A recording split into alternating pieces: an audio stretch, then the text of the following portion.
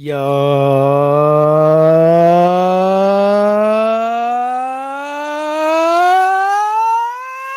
it is another edition of the High Hopes podcast. We have a freaking awesome guest coming up later. Our guy will be on with us later. We'll get to that. He was kind enough to give us like 20 minutes of his time. Awesome stuff. We'll get to that. But Jack, presented by Miller Lite, by the way. Shout out to Miller Lite. Jack asked me where my Miller Lite for Phil's wins tweets. Mm-hmm. Boom! They're there. Check it out. In all honesty, Jack, I'm all jacked up right now because, jacked up, no pun intended, Jack. Mm-hmm.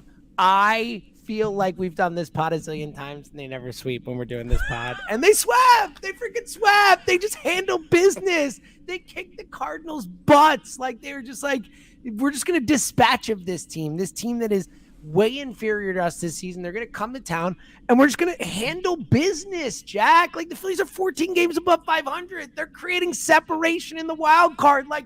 Let's freaking go. How you doing, pal? I'm doing great, man. First off, my first Phillies at the beach experience is going on right now. Which is, again, there's just nothing better. There's nothing better in the world than watching the Phillies down the beach. Now, does my family question it? Of course. Well, I heard them in the background before we started recording, babies and kids everywhere. And I want to go to the boardwalk. I want to go to the beach. In the background, a lot of that action happening. Just want to let everyone know that I am missing out on boardwalk time right now to do this. Yes, you are. It is strictly that important. Well, I even said to Jack, I was like, do you have an out time? Do you because again, we already did the interviews. So, we've hit, it's how much, He's like, no, man. He's like, I'm good. Yeah, again, and I think I've explained this to you, and I'm sure there's a lot of people out there that understand this, or maybe I'm just sick in the head. But when the Phillies are on and I'm not watching, it's just I can't physically do it. I'm on my phone all the time. I am checking everything. So for the greater good of the family, they know better. You have to just let me watch. I know it can seem insane. Yeah, and it probably. Who's the child at the Shore House this weekend? That's the real good. This idiot. Let me ask the question: who is the child? Yeah, that's right. Exactly right. But dude, we talked about this a lot last week. I know you're on the air for 3 more days because Joe DeCamera is in freaking Sweden. So you're continuing to host the morning show, which is great, and I'm happy for you. Thanks, buddy. But we've talked a lot about man, I love this team. I just love these guys, and what's so nice about this weekend and how they played recently, even the Giants series for the most part, except for Game 3, is that they're just showing up and beating teams. Finally, it's first off, this should have been the entire year. The whole year should have been this. Where it's that sounds harsh because it's baseball. I understand it's hard, but I think this is what we they did have Bryce in April, and yes. You can make excuses, but I agree with you. This is what I think we were anticipating, and a nice part about where we're at right now, and what just has me just downright giddy, is not only the offense is 100%.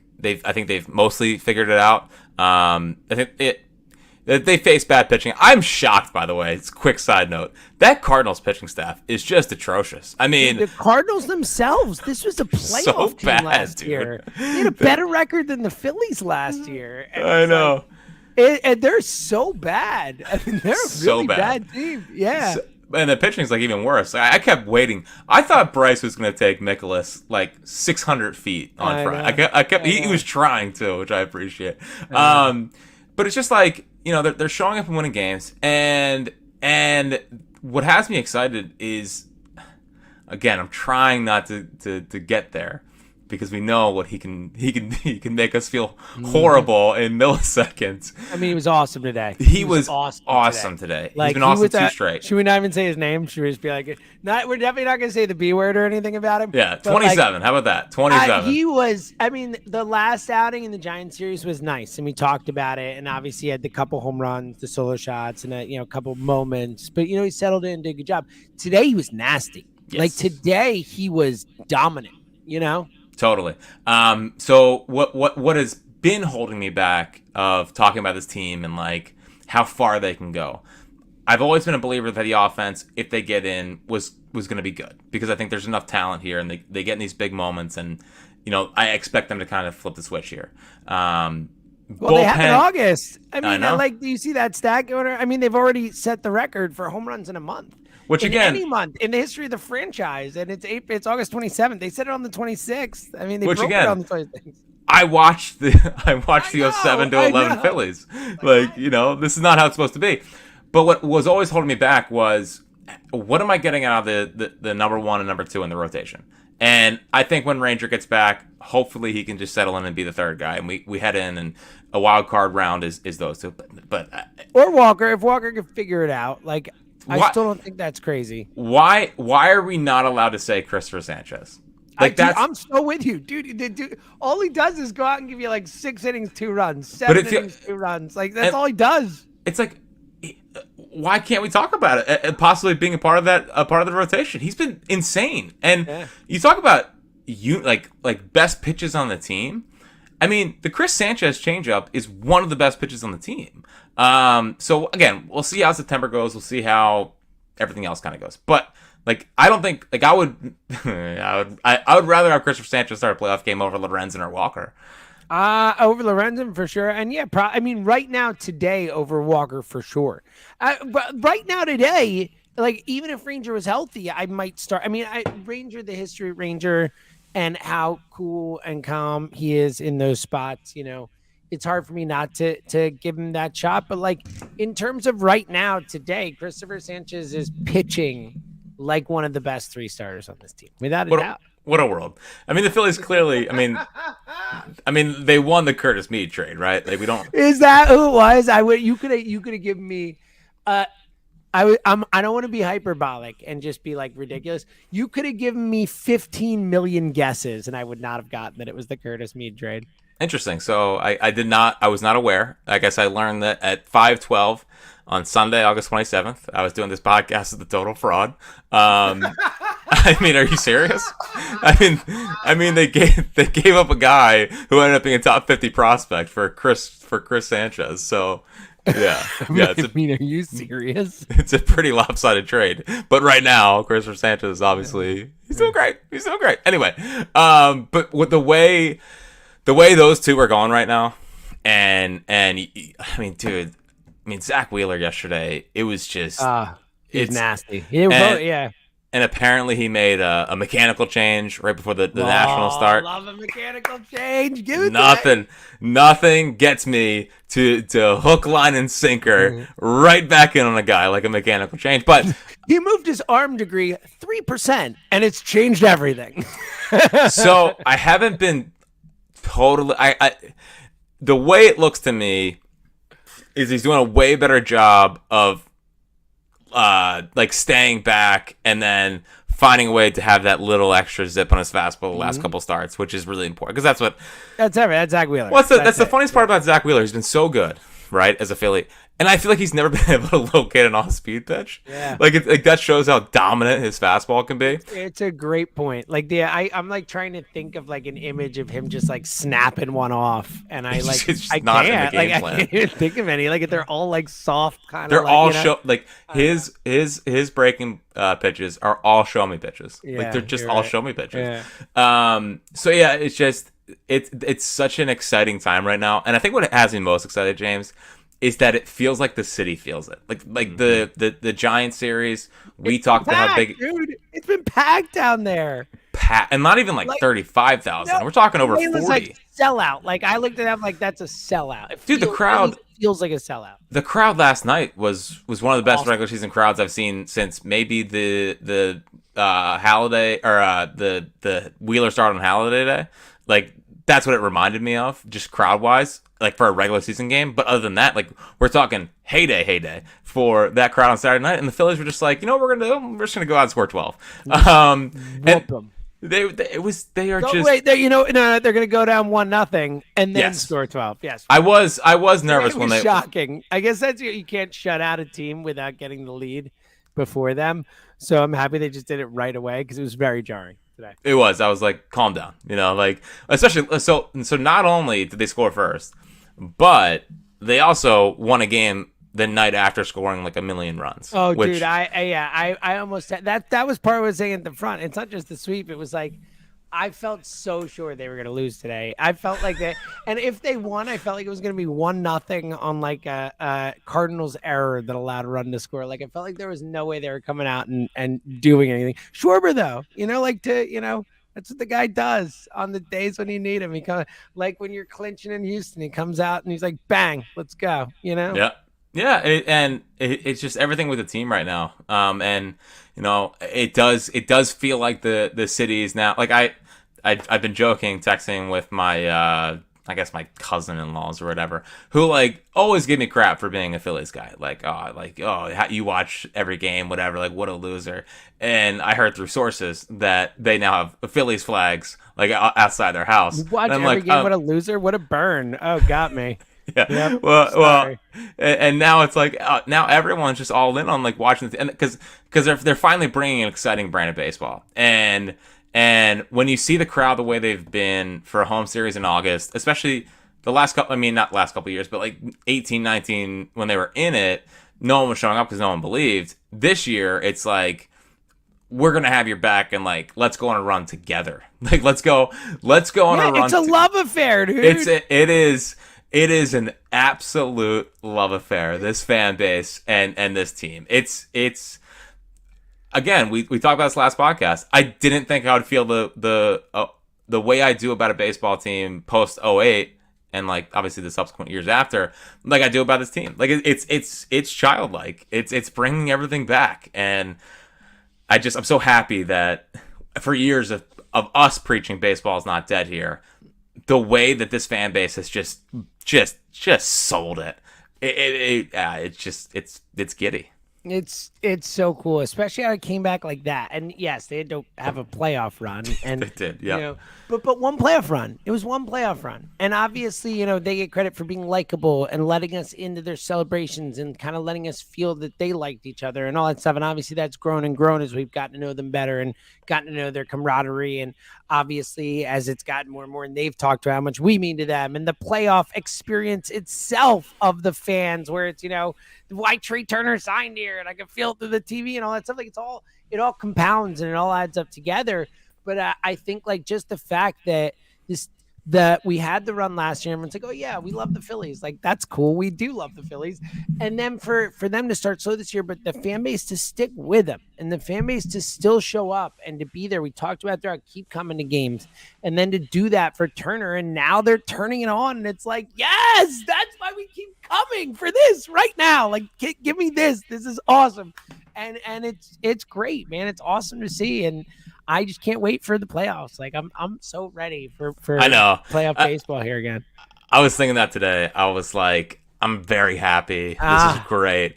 But like, if I could just fast forward to October, I'm ready. I'm just emotionally, physically, like, get me to October. Well, especially get me back in that ballpark. Coming. September. Like I really do think that this team will give us a stress-free September, like for the first time. I believe, or at least stress-ish free. I'm sure there'll be a couple moments, but I think it won't be like last year where, it's coming down to the final days and we're like, oh, we're counting on the Brewers to lose because we lost and all that stuff. Like, I don't think it'll be like that, but it's September, and until they don't make it feel like that, like we don't have any other experience with this group. But it's freaking thrilling, man. It is thrilling. And to your point, like I think the most important thing that came out of this weekend, even though they had a 12-run barrage and they showed up and all that, it was like seeing Wheeler and Nola do that on back-to-back days. Again, so the Cardinals are a bad team, but they're not like a horrible offense. I mean, they still have some dudes who can hit there and stuff. I mean, to see them both just go out and shove like that, that's what you've been talking about all season. That's been like your number one, like, rallying cry for this team is, I think the bats will figure out. And they're all like figure out at the same time, which is nice. But, you've always Besides the catcher. Trust me, I was going to get to that. That was literally going to be my next thing. That's next. But like, for them to, for you've been saying the whole time, like none of it matters unless they have their aces at the top. Like you said it over and over and over again. Yeah, and the Cardinals offense definitely isn't terrible. Although, like, Taylor it's not good. Don't get what me is wrong. Taylor Motter doing on a big league? It's not good. It's not good. There's a reason they're like 20 games under 500 or whatever. Yeah, but like, listen, it doesn't matter because these guys, you could see it. Nola, they would have done that against anybody today. I agree, and Nola especially because Wheeler's been really good. I mean, Wheeler, I know, I just don't like Wheeler's been better than his numbers show. Yeah, I'm just not a WAR guy when it comes to pitching, but like. Well, yeah, I feel like this Kyle Schwarber season might make me officially reject WAR moving forward. Well, like, it should have. Ryan Howard's seasons back in the day. I know. It's like you're telling me that he's a less stop. Like that's stupid. Like I'm sorry, this stat needs to adjust for players like this because that's incredibly stupid to tell me that he's like a negative player. Like you're dumb. I'm sorry. Right. It's dumb. But pitching WAR, like I think it's hard to quantify. Whatever. I don't think like defense. Like the defensive stats are still not great. Yeah, but they're good. They're good, but they're not like perfect. No. Listen. As always, eye test is king. But what Nola has specifically done the last two starts, I think, is really exciting. Today it was definitely better than his last start, even though I thought it was really good in his last start. But today was obviously a different level. I thought what he did better today than I've seen in, ages, is he made such an emphasis to get on top of the ball and drive it down. And he was low in the zone. Like the moment where it really stuck out to me is he very deliberately like spiked a curveball. And it was like maybe 60 feet. Or not 60 feet. Maybe 59 feet. But he threw it so directly like into the ground that you could tell that what they told him was get on top of the fastball, get on top of everything. When you're not doing that, that's when balls are leaving the yard. So get on top of it. He was down, and then what made him so effective today? First off, dotting both sides of the plate with ease, which is again been a while. It feels like, but it was down, and then up. And that's the plan, man. Like down, have their eye level, looking down, and then when you raise it, it's jarring to them. But he can't be a guy that starts at the hip, or I guess the hip. He can't be a guy that starts at the hip and goes up. But if he's a guy living at the knees and then going up, that works. So he made a very, very concerted effort to get on top of the baseball, keep it down, and they reap the benefits of it. So again, I don't want to get too ahead of myself, and I don't think we should. You never do. It's not your style at all. I am trying my hardest, but that is good stuff if you can just keep it going. Yeah, it's all about keeping it going. But yeah, he also dominates the Cardinals. Like he threw a complete game against them last year. I was thinking, and at the playoff start.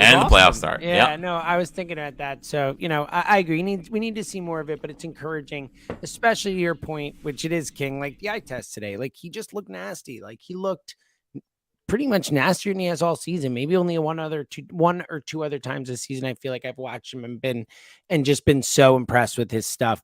All right, we're going to talk JT obviously, and I want to get to one good thing and then take bags. I'm sure you get to the rest there, but quickly on JT, I know he had the 2 hits today, whatever. I mean, they put up 12 runs. He's literally the only person in the starting lineup who wasn't on the stat sheet. Like there were other people who had no hits. They scored runs. Like he was literally the only starter who did nothing. We've kept waiting for it. And look, everyone's turning around. And the good we're going to get to is Bryce, because I want to talk Bryce in a sec. Because, by the way, he's batting 306, like no big deal. Like if Bryce Harper had played more, like we'd be talking about, are we sure Freddie Freeman and Acuna and Betts are fighting for the MVP? Can Bryce sneak into this thing? Dude, real quick.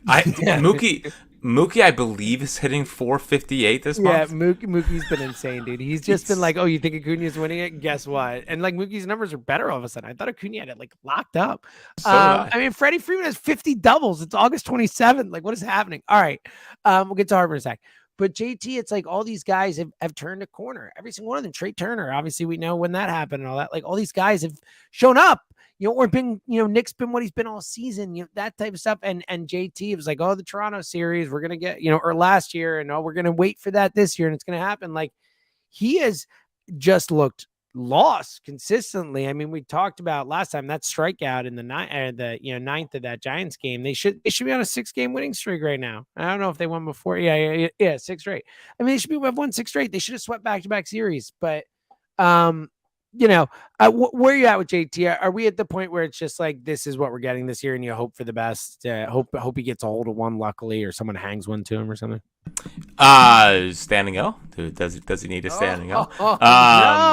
No, we can't do it. We can't do it. So here's my thoughts on JT.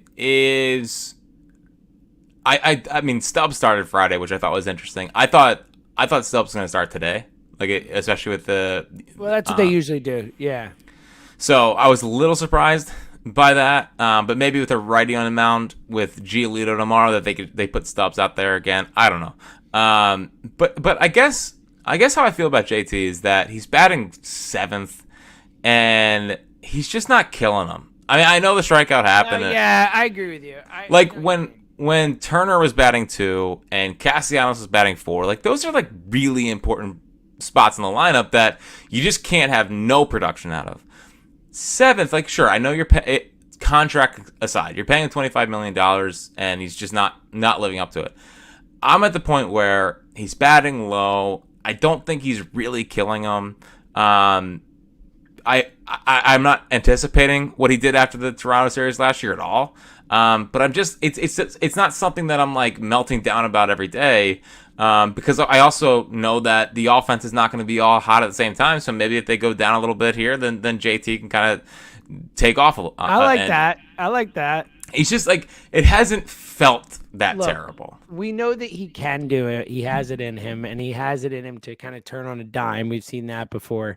I'm not super optimistic or super hopeful, but I do think, to your point, that I don't think he's killing them. And look, maybe in the playoffs we just get, let Stubbs play at Citizens Bank Park and play JT in the road games and just follow that home road thing. It's shocking. It's stunning. The numbers are stunning. I mean, it obviously has to be a thing now.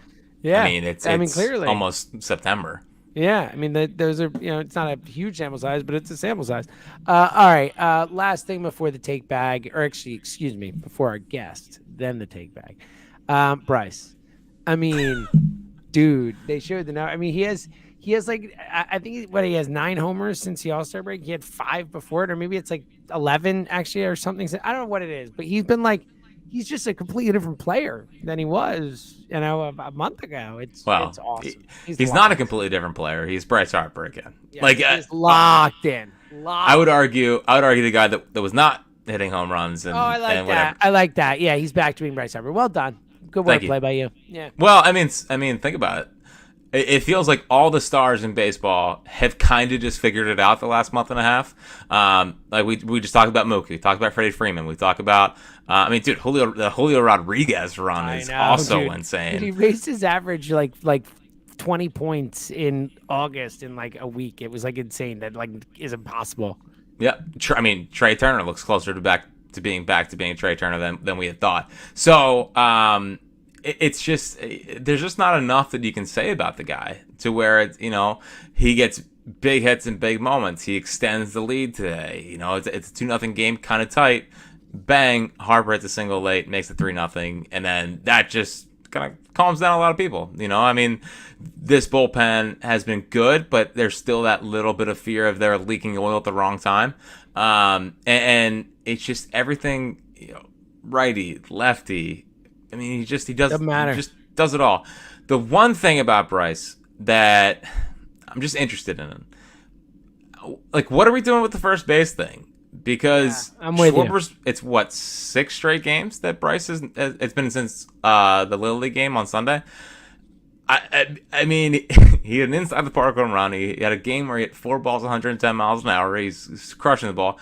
I'd be shocked, frankly, if the back injury was still there. They're winning. I can't tell if they're trying to do this thing where they're winning with Bryce at DH and Schwarber in left at the moment. But are you telling me that in the second half of September and as we get into the postseason that Schwarber's gonna be out there, or can we iron out the problems now with Bryce at first base so that by the time the playoffs roll around, we're we're firing on all cylinders. That's yeah. No, it's important. It has to be a thing at this point. So I don't know what it is. Maybe they're trying to do the whole thing. We're winning with Schwarber in left field and Bryce at the DH, and maybe they're saying what Bryce is doing at DH outweighs what Schwarber does defensively, and maybe they felt like Bryce at first base wasn't having the same level of offensive production. I guess you can make that case, but I would just like.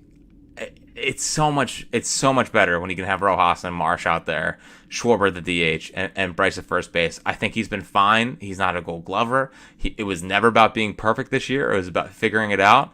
But either way, what he's doing at the plate, the way he's carrying this team, and really just his energy feeding into the rest of the ball club is a big reason why I think they've gone on this insane run. Totally agree with you. Like it's like we saw in the playoffs last year. That was the feeling. His energy, his talent, led. Was the catalyst for everything, and it's awesome. All right, special guest in a sec. Shout out to the Miller Lite Bar of the Week, and this is one I've been to many times. It's a great bar in Philly. I love this place. Shout out to Oscar's Tavern. Today's Miller Lite Bar of the Week is Oscar's Tavern in Center City, where you can watch all Phillies games with $3 Miller Lite pint specials. Check out Oscar's Tavern on Facebook. Oscar's is an awesome place. All right. What a pleasure. I mean, Jack and I, just a couple idiots doing a podcast, and, we get to talk to a Major League Baseball player who, appreciates us. And when he's in town, he's like, yeah, sure. Like, we love you, Mick. Mickey Moniak, our guy, the official baseball player of the High Ups podcast, whether he's a Philly or not. Took some time to talk to us. Take back coming up in a few, but we hope you enjoy this. I know he's the enemy for 3 days, but I'm pretty sure everyone who's a member of the High Hopes community is always going to be a fan of this guy. So here's our guy Mickey Moniak joining us a little bit ago. The best. Plus, I didn't call him Mickey Morandini at the end of the interview, so I was proud of myself. Didn't mess that up. Yeah. I do like that the YouTube audience just saw what we do when we play interviews, which is pause. Oh yeah, just the pause. 5 seconds. Oh. Yeah. All right, 27 minutes because I'm editing. So 27 minutes in, got it. Boom. Can cut it. So got it. And people listening, magic. You heard it that way. Right. But yeah, he's just. I thought he had good stuff on the Phils, and me too. I was curious. He could do TV or radio someday. Like, he's a really good talker. He's clearly a very bright guy. I think it was really interesting to hear him talk about the fresh start stuff and all that. Like, he seems introspective. Like, he's a good thinker. He's awesome, man. Like, that's why we loved him originally. Like, we rooted for him as a player. And the reason we loved having him on the pod is because, we used to have all these, not that we had many, big time guests or anything back in the day, but, we would get like minor league guys on or whatever. And we had Bohm on, and and not like any of these guys were bad talkers or anything, but they just weren't like super talkative or whatever. And Mickey came on, and he was just like ripping off jokes and being awesome. We were like, our guy. Yeah. The YouTube commenters were all confused as to why that we stopped talking. Yes, so that's why I explained it. Okay, so that's why. So YouTube commenters, that's a little tease for you. You got to listen to the actual podcast, and then you get our interview with Mickey Moniak. All right, take back time. I hear my wife starting to make dinner in the kitchen, so it's nice. Take back time, Fritzy. Sounds good. Yes. And you got to go to the boardwalk and see your son on the boardwalk for the first time in his life. Yeah, other than probably like yesterday or today or whatever. Well, he's too small for the rides at this point, too. I know, but you can see his too eyes light up with the joy of it. Yes. Yeah. Although, I just wish I wasn't too big for like a log flume. I know. Or like, I know. I was a big fan of the what are they called? Slides. that you could go down to the top. Big fan of slides. Okay, that was my Zoe, and right now, big fan of slides. So there you go. Big takes on the iOS podcast. Yeah. Can Kyle Schwarber get to 50? Maybe. I mean, what's he at, 37 or 38 today? What was that? I think that it was 37. Oh, I think it was 37 too. I mean, look, has Kyle Schwarber hit 13 homers in a month before? Yes, he has. So he sure has. Yeah, he could. I wouldn't count on it, but he could. Sure. And people will still not like him. I just want to make sure that's still out there. By the way, don't look now.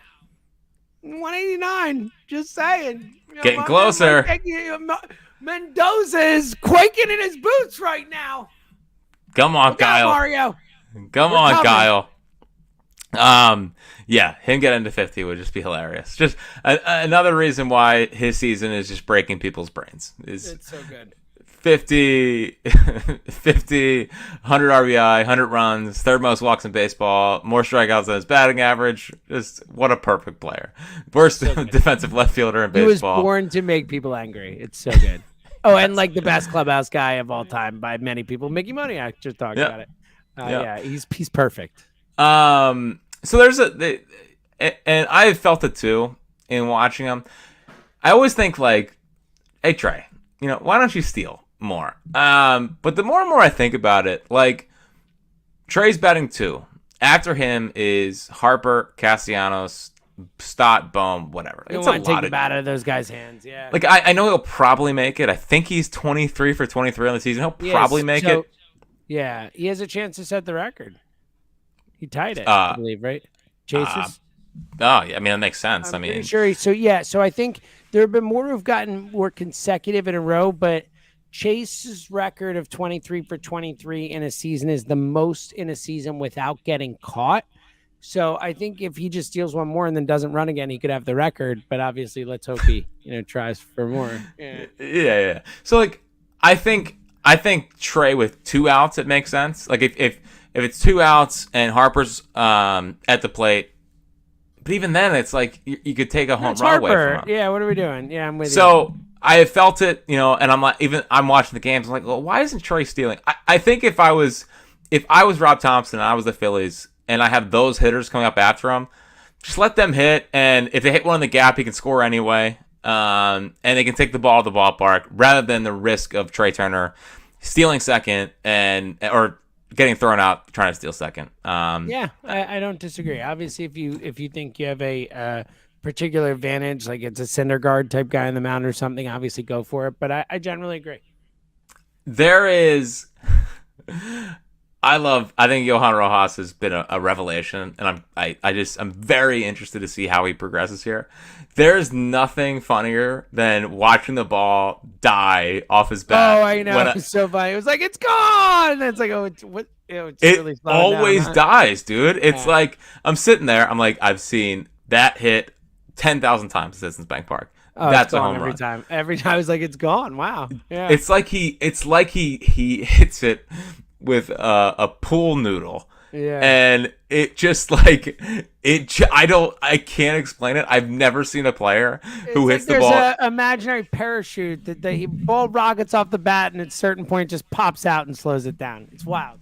It's insane. It's insane. Yeah. But every time I'm like, oh well, here comes the Johan Rojas like cold streak hitting. He always is just like, he's fine. And what he does defensively. Like 280-ish or whatever. Like, I know. He's been pretty solid. And defensively, it's worth it, especially if you can keep him on the bench. And I asked Topper about that when he was on the morning show about Pache. No big deal. Yeah, no big deal. Just a flex. No big deal. He said how they have the extra roster spot for September now. So, like, they're set. So, we'll also be here. So, it's good. It's not 40. It's not a 40-man roster. No, so, which we Gabe, talked about is so dumb. Thank God. Yeah, it's like, poor Giants fans. Jeez. I know. Having to watch that every night. And then last thing to take back, he closed it out today, but there's something about Kimbrel. Like he's pitched a lot this year. He's getting older. I would if they can get like a 5-6 or like a 6-game lead with like 20 to play, like shelve him for a couple weeks. A little bit. Just shut him down for a little bit. Make sure he's good for the postseason because he's down like 95 tonight. Jack, 1,000,000% with this. I couldn't agree with this more. And I'm not, and especially because, I mean, I talked about last podcast how Alvarado is good to see him again, but stuff didn't look like it flashed. I feel like the last couple outings, it's getting back there. Today, it definitely looked, I thought today was like, you were like, oh, that looks like Jose. Like Hey, also, what a crazy concept. Like, hey, starters, pitch late into a game, and then I don't think Seranthony pitched this weekend, did he? Did he go maybe Friday night? Yeah, maybe Friday. I don't remember, but like all these guys are so not being worked at all right now, to where it's like, just go deep into the games and then give the bullpen a little bit of a rest because they've been carrying them for a while. Yes, they did not pitch Friday. Did he? I would be shocked. They wouldn't have picked in the 12-1 game because they brought Wheeler back out. Remember, and then it was Hoffman, and then it was Covey. Covey, bounce back, Covey. Covey. So yeah, like these guys aren't pitching. Straight to Covey. Yeah, no, it wasn't Hoffman. It was Soto. Soto. I mean, not Hoffman. Excuse me. It was Soto. But yeah, so the Kimbrel thing, I'm definitely let's see what we can do here to get him some time off. Alvarado being back's big. Sir Anthony more well rested. Strom, I don't think they used him this weekend, which is also good because they need him to be healthy. It's good. It's a good spot to be in, and now the Angels come into town, and it's time to sweep Mickey. It is. It is though. It is. I mean, they've been a disaster. It's a shame. I feel bad. Like, if there were any Angels fans, I would feel bad for them that your team goes out and makes all these moves and then tanks the moment the trade deadline happens. Like, oh God, like worst case scenario. Tough. Yeah. Thank God they have Mick. I'd be like grabbing on. It's all I got is I'm an Angels fan. Mick. Shohei's leaving. Trout's a shell of himself. Like, thank God for Mick. Yeah. So, I think the crowds are going to be insane because they bought tickets thinking they were going to maybe see Shohei pitch. Oh yeah. So, it's going to be a great time. I expect like 40K. Plus, we get to see Logan O'Hoppe finally play his Business Bank Park like we always dreamed. Yes, all of us had many dreams of him heading into a sea of red. It won't be a sea of red, but all right. You got any final thoughts before I go to dinner, Fritzy? I'm going to go to the boardwalk. I'm going to go to the boardwalk. Yeah, you are. And especially like coming off a Phil's win. This is great. You could stroll up with a big smile on your face, see your kid, be like, you know what? I think I got life figured out right now. Yep, that's what many people say. That the guy that has his life figured out is the guy doing a podcast instead of being on the boardwalk with his family. Yeah, go to your family. I'm gonna go to mine. Pod will be up soon. We love everybody. Shout out to Mick, our guy. He's Fritz himself.